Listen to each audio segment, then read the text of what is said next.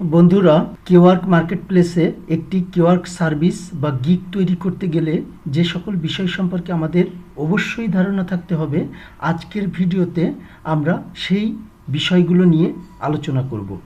কেওয়ার্ক service বা gig কী জিনিস সে সম্পর্কে পূর্ববর্তী ভিডিওতে মোটামুটি আমরা জেনে গেছি।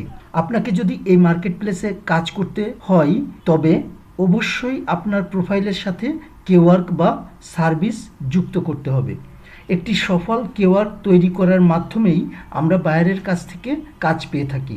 যে সকল ট্রিক্স অ্যাপ্লাই করে আমরা সাকসেসফুল কেওয়ার্ক তৈরি করতে পারি সেটা জানার জন্য অবশ্যই না টেনে আমার এই ভিডিওটি সম্পূর্ণ দেখবেন। তো বন্ধুরা, আশা করি আপনারা সবাই ভালো আছেন।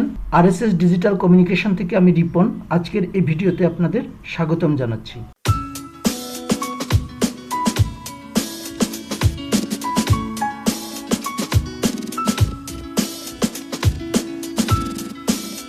বন্ধুরা, আপনি যদি আমার এই চ্যানেলটিকে এখনও সাবস্ক্রাইব না করে থাকেন তাহলে অনুরোধ থাকবে অবশ্যই সাবস্ক্রাইব করবেন এবং পাশে থাকা বেল বাটনটি অন করে রাখবেন, যাতে করে আমি নতুন কোনো ভিডিও আপলোড করার সাথে সাথে আপনি তার নোটিফিকেশন পেতে পারেন।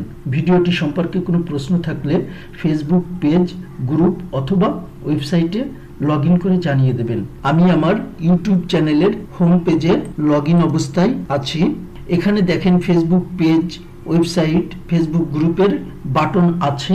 আপনারা চাইলে এখানে ক্লিক করে আমার এই সাইটগুলো ভিজিট করতে পারেন। বন্ধুরা, মনে করেন এই কেওয়ার্ক মার্কেটপ্লেস হচ্ছে একটি শপিং মল, আর আমার এই প্রোফাইলটি হচ্ছে সেই শপিং মলের একটি শপ। তাহলে অবশ্যই শপে বিক্রি করার মতো পণ্য থাকতে হবে। হ্যাঁ বন্ধুরা, কেওয়ার্ক হচ্ছে সেই পণ্য যা আমরা আমাদের প্রোফাইলে সাজিয়ে রাখবো। ক্লায়েন্টের যদি সেই পণ্য পছন্দ হয় তবেই সে আমার পণ্য মানে এই কেওয়ার্কগুলি অর্ডার করবে। আশা করি আপনারা বুঝতে পেরেছেন কেওয়ার্ক বলতে আসলে কি বোঝানো হচ্ছে। একটি সাকসেসফুল কেওয়ার্ক তৈরি করতে সর্বপ্রথমে আমাদের প্রয়োজন পড়বে সুন্দর অর্থপূর্ণ একটি টাইটেল, যার মাধ্যমে আমরা মূলত ক্লায়েন্টকে কোন প্রকারের সার্ভিস প্রদান করতে চাইছি সেটা বোঝানো হয়ে থাকে। আবার শুধুমাত্র কাজকে বোঝালে কিন্তু হবে না, তার সাথে সাথে পুরো টাইটেলটির মাঝে এমন কিছু ওয়ার্ড থাকতে হবে যে সকল ওয়ার্ডের মাধ্যমে ক্লায়েন্ট মার্কেটপ্লেসে এসে আমাদের সার্ভিসটিকে সার্চ করতে পারে। এটা কোনো রকেট সায়েন্স নয় যে আমার দেওয়া টাইটেলের ওয়ার্ডগুলি দ্বারাই ক্লায়েন্ট আমার সার্ভিসটিকে সার্চ করবে, তবে মোটামুটি অনুমান করে এটা নির্ধারণ করতে হবে। এই ভিডিওতেই আমি বলে দিব যে কিভাবে একটি টাইটেলের ওয়ার্ডগুলি আপনারা সহজেই নির্বাচন করতে পারবেন। টাইটেলের পর আমাদেরকে সুন্দর এবং আকর্ষণীয় একটি কভার ইমেজ দিতে হবে, কারণ বায়ারের প্রথম আকর্ষণই হচ্ছে কভার ইমেজ। কোনো বায়ার যখন মার্কেটপ্লেসে এসে সার্ভিস সার্চ করবে তখন যদি তার দৃষ্টি আপনার কভার ইমেজের উপর না পড়ে তবে আপনার অর্ডার পাওয়ার সম্ভাবনা কম থাকবে।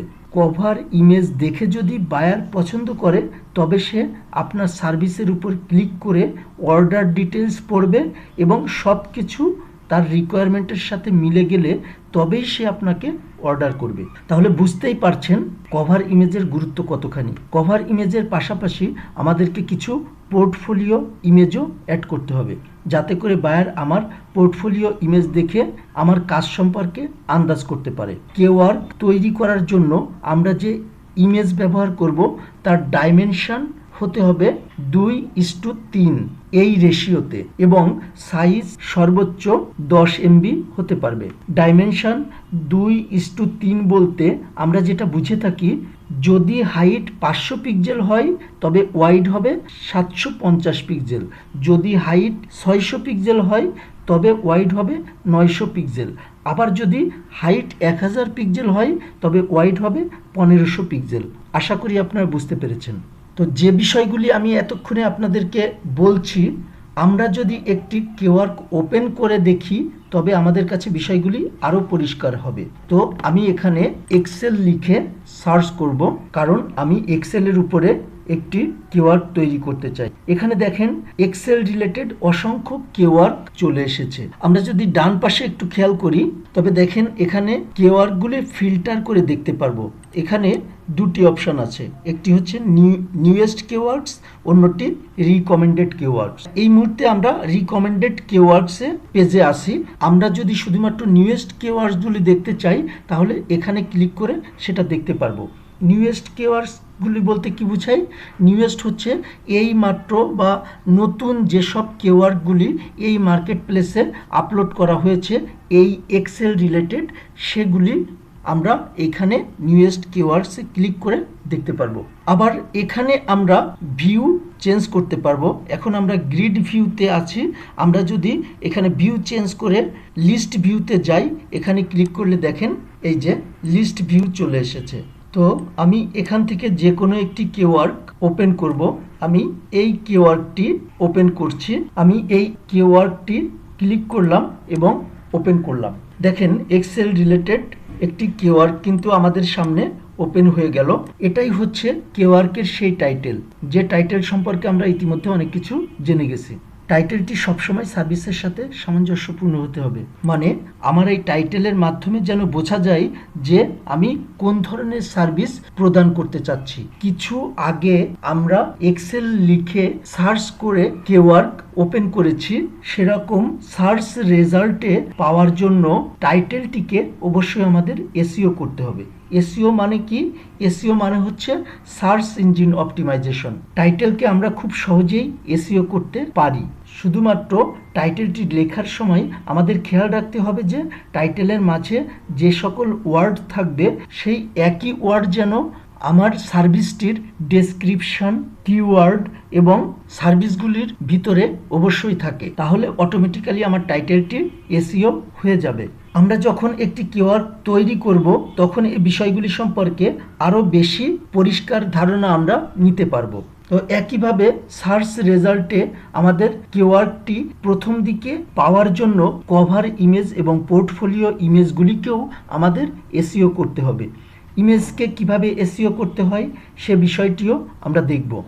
তার আগে কিওয়ার্ডের আরও কিছু ইনফরমেশন জেনে নেওয়া দরকার। একটি কিওয়ার্ড তৈরি করার জন্য যে ইনফরমেশনগুলি সম্পন্ন করতে হবে সেগুলি আগে থেকেই আমি এখানে স্টেপ বাই স্টেপ লিখে রেখেছি।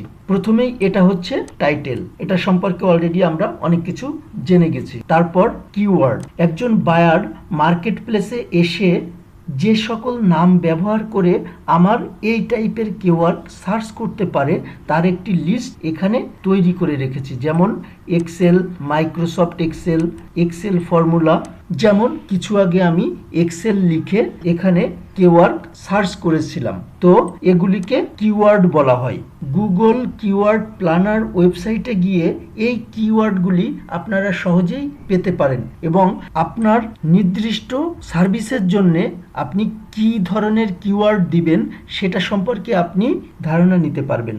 তারপর কিওয়ার্ডটি যে ক্যাটাগরি এবং সাব ক্যাটাগরির আন্ডারে হবে এখানে সেটা লিখে রেখেছি। তারপর আমাদের একটি সুন্দর কভার ইমেজ আপলোড করতে হবে। তারপর আমাদেরকে একটি ডেসক্রিপশন দিতে হবে।